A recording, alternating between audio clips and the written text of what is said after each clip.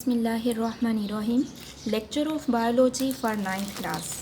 ہم جو topic discuss کر رہے ہیں وہ ہے ہمارے پاس بایولوجیکل میتھڈ کی ایگزامپل. ہم بایولوجیکل میتھڈ کی ایگزامپل جو ہے اس کو ڈسکس کر رہے ہیں. تو ہم پریویس لیکچر میں ہم نے یہ بات کی تھی کہ ہمارے پاس ایک پرابلم تھا. پرابلم کیا تھا؟ ملیریا. ٹھیک ہے، ایک بایولوجیکل پرابلم تھا. پھر اس کے بعد اس کے اوپر کچھ سائنٹسٹ جو ہیں انہوں نے کام کیا، اور کام کرنے کے بعد مشاہدات جو ہیں وہ بنائے گئے. اب وہ مشاہدات کیا تھے؟ یہ بات ہم کل آلریڈی ڈسکس کر چکے ہیں کہ ملیریا اور دلدلی علاقوں کا کچھ تعلق تو ضرور ہے. ملیریا کے علاج کے لیے کوئنین دوا جو ہے وہ بہت مؤثر ہے. دلدلی علاقوں کا کھڑا ہوا پانی پینے سے ملیریا نہیں ہوتا، اور ملیریا میں مبتلا مریض کے خون میں پلازموڈیم ہے. ہم نے کیا کیا کہ بایولوجیکل پرابلم تھا، اور بایولوجیکل پرابلم سے ہمارے پاس مشاہدات آ گئے. اب مشاہدات کی روشنی میں اگلا جو ہمارے پاس سٹیپ ہے وہ کیا تھا؟ ہائپوتھسس. اور سائنسدانوں نے پھر کیا ہائپوتھسس بنایا کہ ملیریا کی وجہ پلازموڈیم ہے.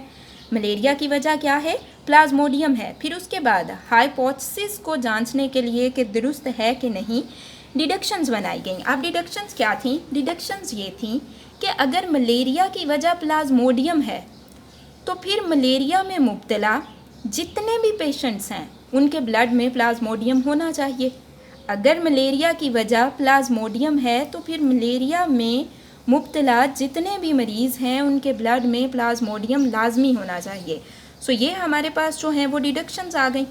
ٹھیک ہے، ڈیڈکشنز کے بعد اب کیا تھا؟ نیکسٹ سٹیپ ہمارے پاس تجربات کرنا ہے. ڈیڈکشنز کے بعد تجربات کیے جانے لگے. اور تجربات کیا تھے کہ ملیریا میں مبتلا 100 مریضوں کے خون کا مائکروسکوپ سے تجزیہ کیا گیا، اور کنٹرول گروپ کے طور پر 100 صحت مند لوگوں کا خون بھی مائکروسکوپ کے نیچے دیکھا گیا. اب کیا تھا کہ 100 پیشنٹ جو تھے جو کہ ملیریا میں مبتلا تھے ان کے بلڈ میں تو پلازموڈیم تھا. اس کے ساتھ ساتھ جو 100 صحت مند لوگ تھے ان میں سے بھی 7 ایسے تھے جن کے بلڈ میں پلازموڈیم تھا لیکن ان کو ملیریا نہیں تھا. کیوں؟ کیونکہ وہ انکیوبیشن پیریڈ میں تھا. اب انکیوبیشن پیریڈ کیا ہوتا ہے؟ انکیوبیشن پیریڈ سے مراد کسی پیراسائٹ کے میزبان کے جسم میں داخل ہونے اور بیماری کی علامات ظاہر ہونے کے درمیان کا وقفہ ہے. اب کیا ہے کہ ایسا نہیں ہوتا کہ پیراسائٹ ہوسٹ کے جسم میں جیسے ہی جاتا ہے جاتے ہی بیماری کی علامات شو کرنا شروع کر دے، بلکہ وہ کچھ ٹائم لیتا ہے. تو پیراسائٹ میزبان کے جسم میں داخل تو ہو گیا ہے لیکن اس نے ابھی بیماری کی علامات شو نہیں کی. تو اس پیریڈ کو ہم کیا کہتے ہیں؟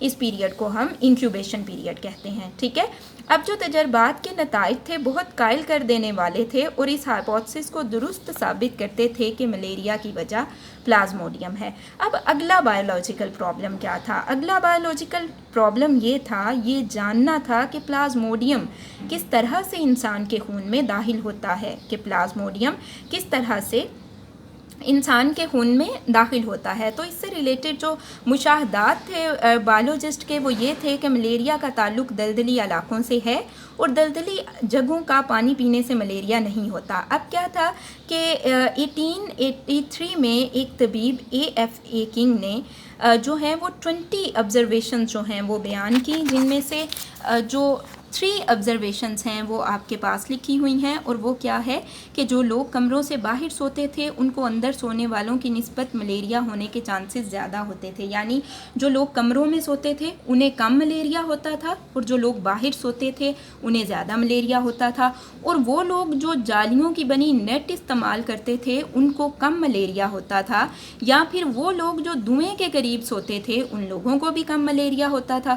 ٹھیک ہے، تو یہ ہمارے پاس جو ہیں وہ آبزرویشنز تھیں AFA کنگ کی. ان مشاہدات کی بنیاد پر کنگ نے کیا کیا؟ ایک ہائپوتھسس بنایا. اور ہائپوتھسس کیا تھا کہ مچھر پلازموڈیم کو منتقل کرتے ہیں اس لیے ملیریا کے پھیلاؤ کے ذمہ دار ہیں. اس کا یہ کہنا تھا کہ مچھر جو ہیں وہ پلازموڈیم کو منتقل کرتے ہیں اس لیے مچھر ملیریا کو پھیلانے کے ذمہ دار ہیں. اس ہائپوتھسس کو درست جان کر ڈیڈکشنز بنائی گئیں.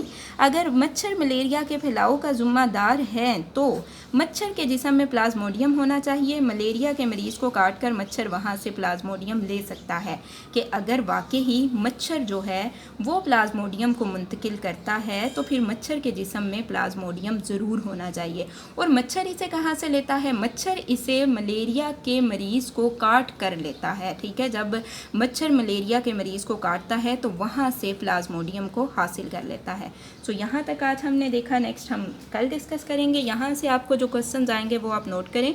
क्वेश्चन नंबर 1 है इंक्यूबेशन पीरियड से क्या मुराद है। तो इंक्यूबेशन पीरियड क्या है? यहाँ से यहाँ तक आप लिखेंगे इंक्यूबेशन पीरियड में। इंक्यूबेशन पीरियड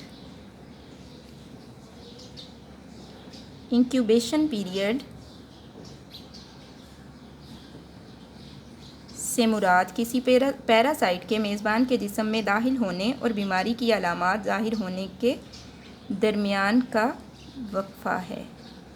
यहाँ तक ये आपके पास इंक्यूबेशन पीरियड है। नेक्स्ट आपके पास क्वेश्चन है क्वेश्चन नंबर 2, AFA किंग के अहम मुशाहदात लिखें। तो बच्चे ये आपके पास 3 जो हैं वो मुशाहदात हैं AFA किंग के, फर्स्ट, सेकंड एंड थर्ड, कि वो लोग जो कमरों से बाहर सोते हैं उन्हें ज़्यादा मलेरिया होता था और जो लोग कमरों के अंदर सोते थे उन्हें कम मलेरिया होता था। जो लोग बारीक जालियों की नेट इस्तेमाल करते थे उन्हें कम मलेरिया होता था। इसी तरह वो लोग जो धुएं के करीब सोते थे आमतौर पर मलेरिया में मुब्तला नहीं होते थे। सो ये सेकंड क्वेश्चन का आंसर है आपके पास।